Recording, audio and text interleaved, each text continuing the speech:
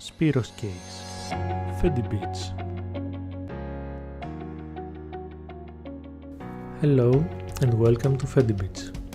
This is Spiros K Photography, and tonight I want to talk to you about man's best friend, not the dog but the Liquify tool. This is in Filter Liquify, or you can invoke it with Shift Ctrl X. It will run on the selected layer here. Now we only have one, but if we had more, it would run on the selected layer. So Liquify. You will notice that this filter has its own interface because it has many tools that you can use, and it also has some options. So first things first, you will see that when there are faces, it does its best to auto-detect faces. Here it has auto-detected the girl's face, that is Zelia by the way, had a very nice modern poison ivy suit. And you can adjust the eyes separately, left eye, right eye, or together if you click the link between them. For example, you might want to make them both smaller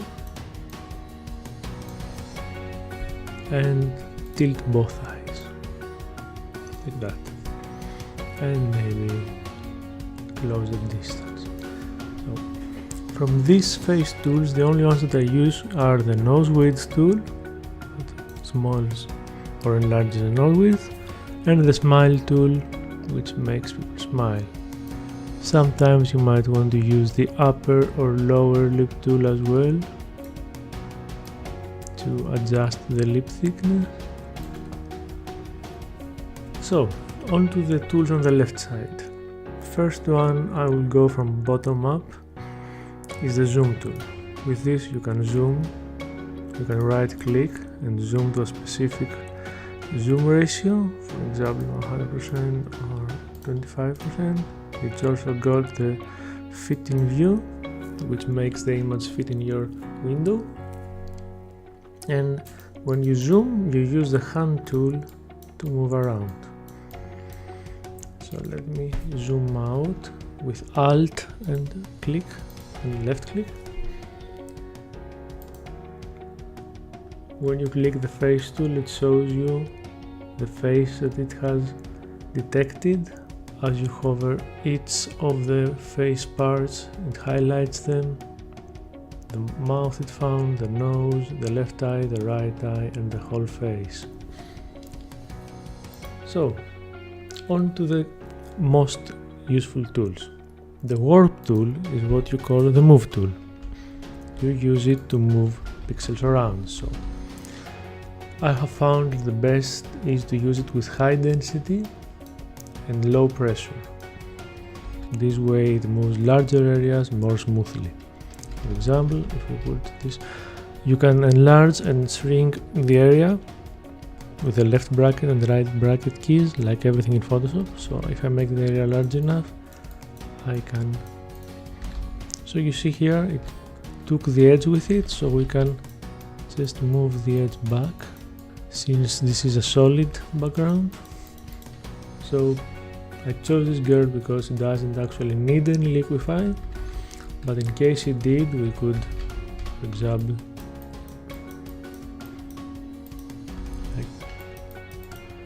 so what you need to do always is pay attention to details. So let's zoom in and see what happened to the pants. So maybe we have the button is not as circular as it was. So it's tiny details like this that give off the liquify usage. For example, the pants here look straight. So each time you liquify, it's best to go in with the zoom tool and fix any small details that might give away that you have liquefied the person.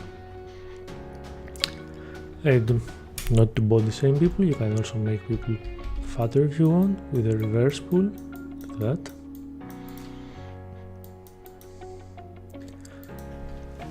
So, other than that, we can use the blow tool. This is the enlarge tool.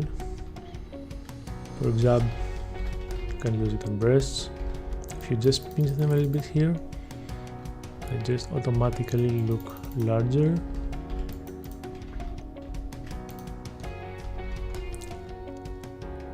And if you want to erase something, you can use the reconstruct tool, which will, whenever you pass this branch, it will return to its originals. So now it should be right where we started. But sometimes you might just want to reconstruct a specific area. So for example, let's say that we pushed here, belly, and we wanted to enlarge the breast, but we made a mistake. So we use the reconstruct tool to take only this back. Another tip that I have for you is what you do when you want to affect an area but not another that's close to it. For example, let's say that you want to take this t-shirt and put it in. So if you do this, you see that you will also affect the elbow. So let's go back with Ctrl Z, and this is where we use the masks. So if you do the freeze mask, this actually tells Liquify that you will not move or alter in any way these pixels.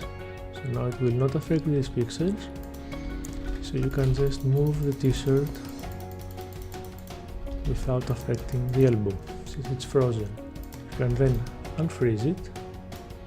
How do they call it this time? The thaw mask. And you can just make small fixes to the area that was on the border between the mask. Another thing that you can do with this tool is that you can fix hair. For example, this hair, that although you can just paint over them, you can just as well push them down so that they don't seem so stray.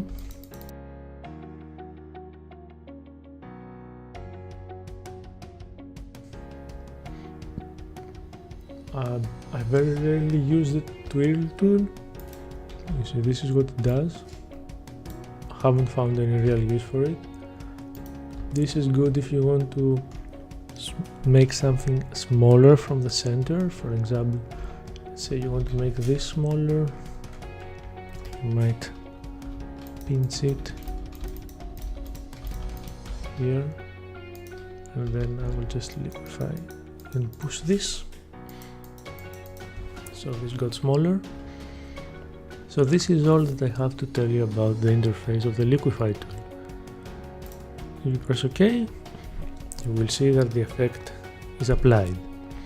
So what you need to remember is that you can reapply a filter. If you go to the filter menu, the first option is always the last filter you used, and you can reapply it. So we'll see how to use this later.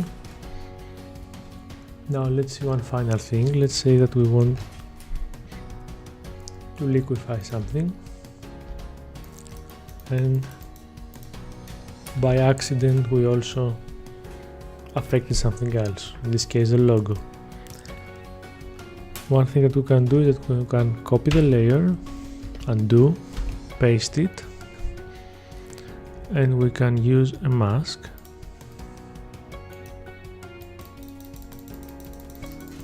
Since now we don't have the interface in front of us to fix things, and just mask the filter like we would do with anything else. So you need to take care at some areas where, like here. Okay, it's good now. So you see, now only the leg is affected. This concludes our introduction to Liquify. Stay tuned on the next FediBits for more advanced Liquify hints and tips. Bye.